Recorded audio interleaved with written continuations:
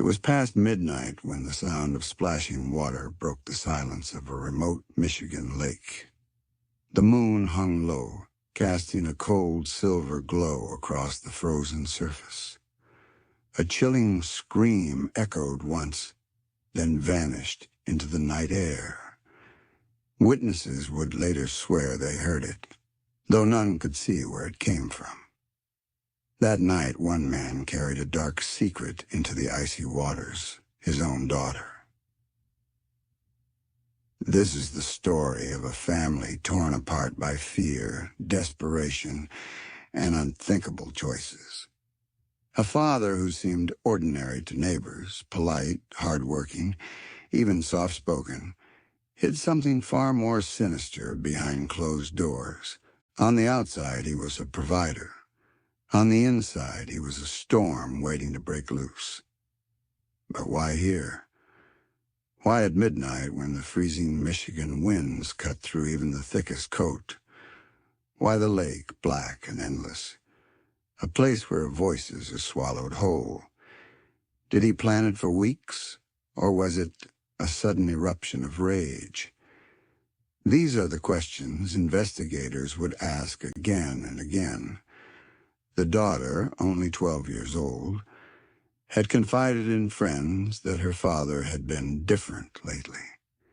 His eyes lingered too long on nothing. His words trailed into silence.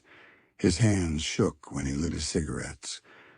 Something in him was unraveling, and she could feel it.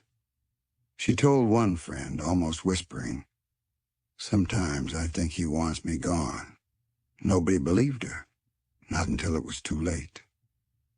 On the night of the crime, he drove her out of town in his old pickup truck. The roads were covered with patches of ice, the headlights slicing through the endless forest. She asked him where they were going. He didn't answer. He just gripped the wheel tighter, his knuckles pale in the moonlight. The radio played a faint, old song, but he kept turning the volume down as if silence was more comfortable than sound. The lake appeared like a black hole in the middle of the woods. No houses nearby, no lights, just the sound of wind tearing through bare branches. He parked the truck and told her to get out. She hesitated, shivering in the night air, her breath hanging in clouds before her. He didn't raise his voice, but there was something in his tone, an edge sharper than the cold. What happened next would freeze the blood of even the most hardened detectives. He walked her down to the edge, the ice cracking faintly beneath their boots. The girl asked again, "Dad, why are we here?" And he gave no answer, only silence. Then, in one violent motion, he grabbed her arms and shoved her forward. The thin ice shattered.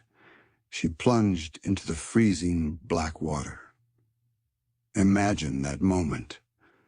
The shock of icy water crushing her lungs, the frantic kicks beneath the broken ice, her small hands clawing against the sharp edges, searching for a way out. Above her, the moonlit hole grew smaller, her father's shadow looming overhead. Did he watch? Did he turn away? No one knows. Some say she never surfaced. Others whisper she did, clawing her way up through the shards of ice, gasping for air, calling for help that never came. By the time investigators arrived days later, all they found were fragments, pieces of torn fabric, footprints leading to the water's edge, and silence so deep it pressed into their ears. Michigan police quickly launched one of the most haunting investigations in the state's history. Neighbors told them about the family's arguments, about the father's sudden changes.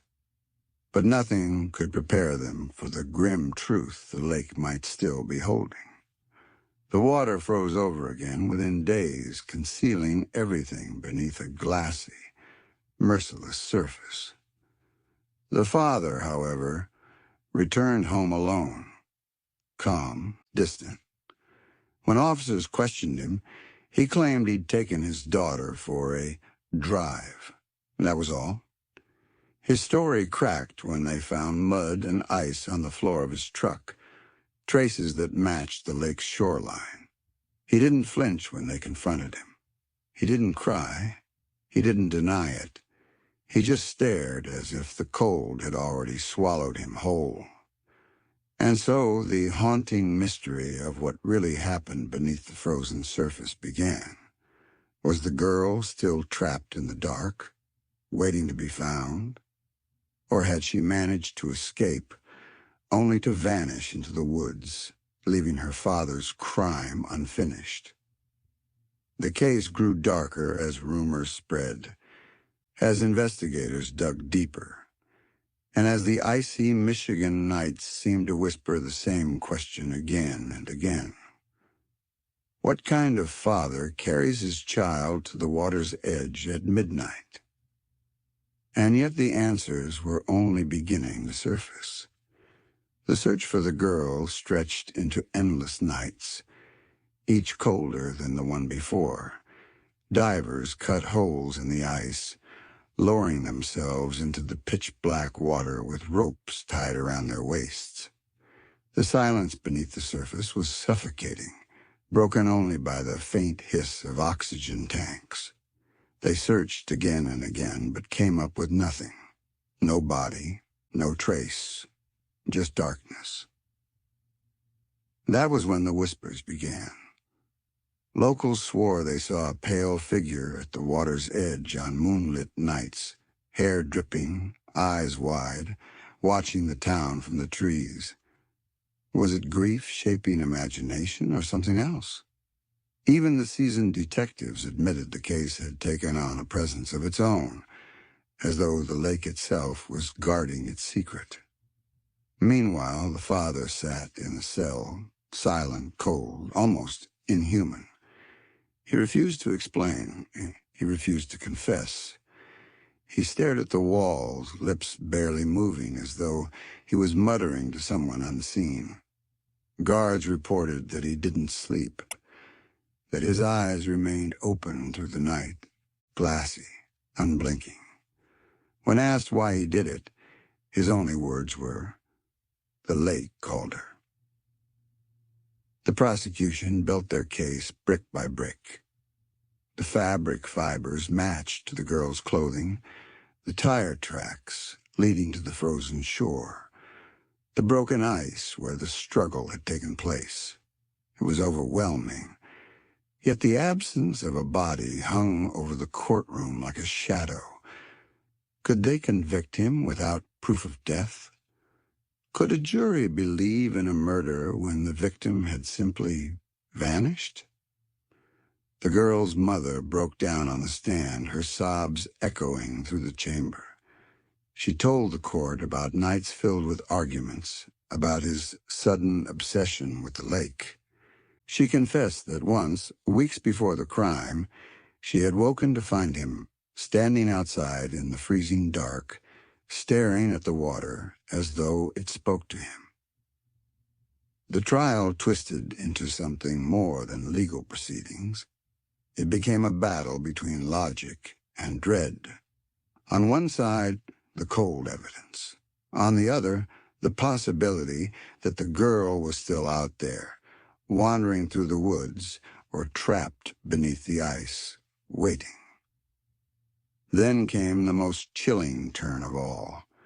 During one of the search dives, an officer found something lodged in the lakebed mud.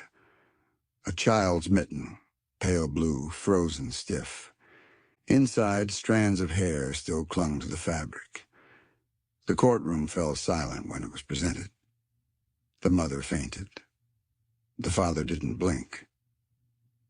But even with the mitten, the jury hesitated. Without a body, there was doubt. Enough for whispers to creep into deliberation.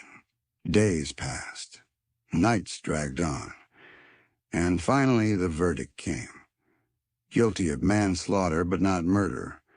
The father would spend decades in prison, but he never once admitted what he had done. And the lake? It froze over again, solid, silent, waiting. To this day, some locals refuse to walk near it after dark.